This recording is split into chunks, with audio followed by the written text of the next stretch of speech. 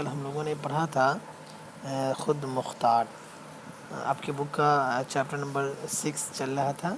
جو ٹاپک کا نام ہے خود مختار، اس میں ایک دانش لڑکا رہتا ہے جس کے اوپر یہ کہانی ہے. دانش اور اس کی امی کے درمیان جو گفتگو ہوتی ہے وہی آپ کے اس چیپٹر میں بتایا گیا کہ دونوں کے درمیان کس طرح سے گفتگو ہوتی ہے. اور دانش کی امی بار بار اسے کسی کام کو کرنے کے لیے کہتی ہے اور دانش اسے بار بار یہ کہہ کر ٹالتا رہتا ہے کہ یہ کام ہم نے کبھی نہیں کیا ہے. اور وہ کام کیا رہتا ہے بچوں؟ وہ رہتا ہے کہ دانش کی امی گیہوں پسوانے کے لیے آٹا چکی بھیجتی ہے کہ جاؤ گیہوں پسوا کر کے لے آؤ. تو دانش کیا جواب دیتا ہے؟ وہ کہتا ہے کہ کبھی ہم نے یہ کام کیا ہی نہیں، لوگ مجھے دیکھیں گے اور ہنسیں گے، کیا بولیں گے. اور اس کی امی کہتی ہے کہ کام بٹا ہوا نہیں ہے، اس لیے آج تمہیں ہی جانا ہے گیہوں پسوانے. وجہ یہ رہتا ہے کہ دانش کے گھر میں جو ملازم رہتا ہے وہ 4-5 دنوں سے چھٹی پہ رہتا ہے، وہ نہیں آ رہا. اسی وجہ سے ایسا ہوتا ہے.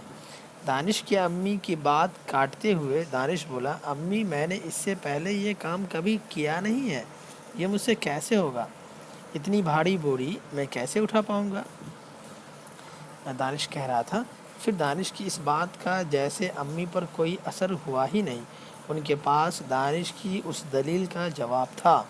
وہ بولی، بیٹا یہاں سائیکل پر بوری رکھوانے میں تمہاری مدد کروں گی، یعنی سائیکل پر بوری رکھوانے میں تمہاری مدد کروں گی، اور چکی کے پاس چکی والا تمہاری مدد کرے گا، بس تمہیں صرف راستے میں چلا کر لے جانا ہے. اسی طرح واپسی میں بھی گیٹ پر ہم دونوں مل کر بوری اتار لیں گے. رہی بات راستے کی تو تمہیں کون سا بوجھ ڈھونا ہے؟ دانش نے امی کی بات سن کر اپنی بات کو مضبوطی سے رکھتے ہوئے دہرایا، لیکن امی میں نے یہ کام کبھی کیا نہیں ہے. سوچئے انسان کتنا خود غرض ہو گیا اور کتنا شرمیلا ہو گیا ہے کہ ایک آٹا پسوانے اور اپنا کام خود کرنے میں شرم آ رہی. تو اس دنیا میں ویسی زندگی گزارنے سے کیا فائدہ کہ انسان کو اپنا کام کرنے میں بھی شرم آئے اور شرم محسوس ہو کہ دنیا والے کیا کہیں گے، اتنے بڑے آفیسرز کے بیٹے ہو کر کے اور آٹا پسوانے جا رہے ہیں. تو ایسی زندگی آپ لوگ نہ گزاریں، اپنا کام خود کیا کریں.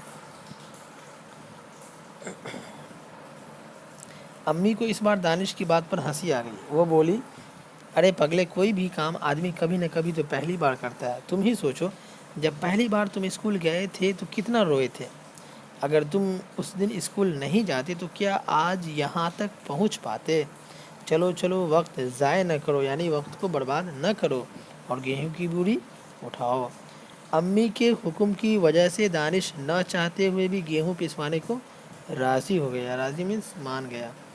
اس نے سائیکل نکالی، امی کی مدد سے گیہوں سے بھری بوری سائیکل پر رکھی اور گیہوں پسوانے چل پڑا. آٹا چکی دانش کے گھر سے زیادہ دور نہیں تھی، اس لیے دانش نے پیدل چلنا ٹھیک سمجھا. بائیں ہاتھ سے سائیکل کا پیڈل اور دائیں ہاتھ سے اس نے گیہوں کی بوری کو پکڑ رکھا تھا. ظاہر سی بات ہے آپ لوگ بھی جب چلو گے تو دائیں ہاتھ سے آپ بوری پکڑتے ہوگے اور بائیں ہاتھ سے ایک سائیکل کی پکڑ کے چلاتے ہو اس کے ایک ہینڈل کو. اپنی شرم مٹانے کے لیے اس نے گردن نیچی کر لی تھی. جب وہ جا رہا تھا آٹا پسوانے تو محلے سے گزر رہا تھا تو اپنی گردن کو نیچی کر لی تھی. وہ ہر آنے جانے والے کی نظروں سے بچنے کی ناکام کوشش کر رہا تھا. کچھ دیر چلنے کے بعد وہ آٹا چکی پہنچا. اس نے اب کچھ راحت کی سانس لی. گیہوں کی بوری اتار کر اس نے تو تولوا لیا. چکی والی نے دانش سے کہا، بھیا 1-2 آدمی اور آ جائیں تو چکی چالو کروں گا، آپ کو کوئی اور کام ہو تو کر آئیں.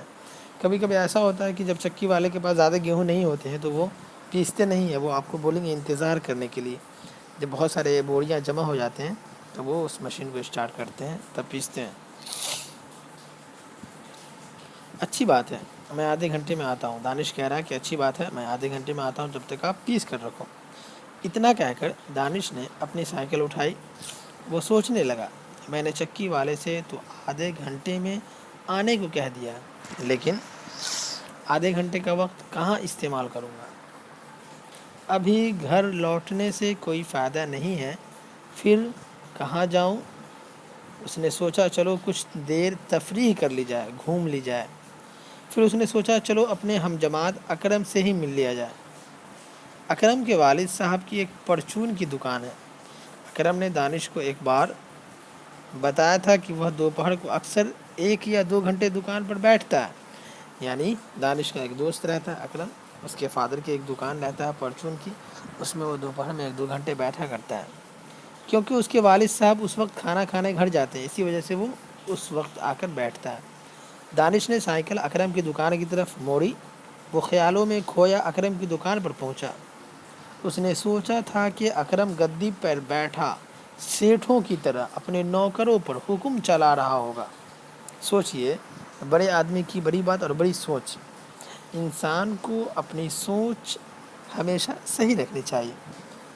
تو دانش نے یہ سوچا کہ اکرم کے ابو کی دکان ہے تو یہ سیٹ کی طرح بیٹھے ہوں گے، صرف پیسے کاؤنٹ کرنے کا کام کرتے ہوں گے، لیکن جب وہاں کا وہ نظارہ دیکھتا ہے تو اسے کافی اچنبھا ہوتا ہے۔ اس نے جو کچھ دیکھا وہ اس کی سوچ کے مخالف تھا، یعنی پورا اس کی الٹا تھا۔ اکرم اپنی دکان میں جھاڑو لگا رہا تھا۔ اکرم کو دانش کے آنے کا احساس نہیں ہوا۔ اچانک اس کی نظر اوپر اٹھی، اس نے دانش کو کھڑا پایا۔ دانش کو دیکھ کر اس کو حیرت ہوئی۔ ارے دانش، اندر آؤ، 1 منٹ یہ کچرا پھینک دوں۔ جھاڑو کونے میں رکھتے ہوئے اکرم نے کہا۔ دانش نے حیرت سے پوچھا، اکرم تم جھاڑو لگا رہے ہو؟